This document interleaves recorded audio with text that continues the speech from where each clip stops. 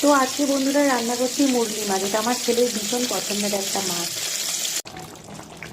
তো বন্ধুরা তোমাদেরকে বলেছিলাম না ছেলের পছন্দের মুরগি মাছ রান্না করছি, ওপর থেকে এই ধনেপাতা ছড়িয়ে দিলাম। মোটামুটি রান্নাটা কমপ্লিট, ছেলেকে খেতে দিয়ে দেবো।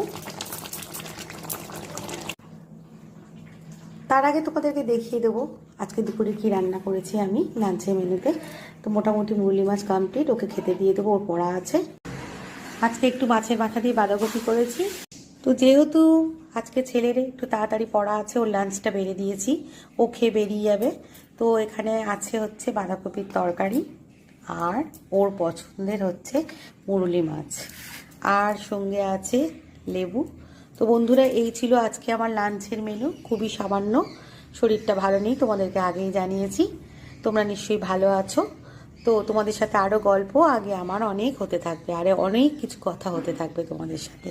তো শুভ দুপুর বন্ধুরা, তোমরা সবাই ভালো থেকো, সুস্থ থেকো।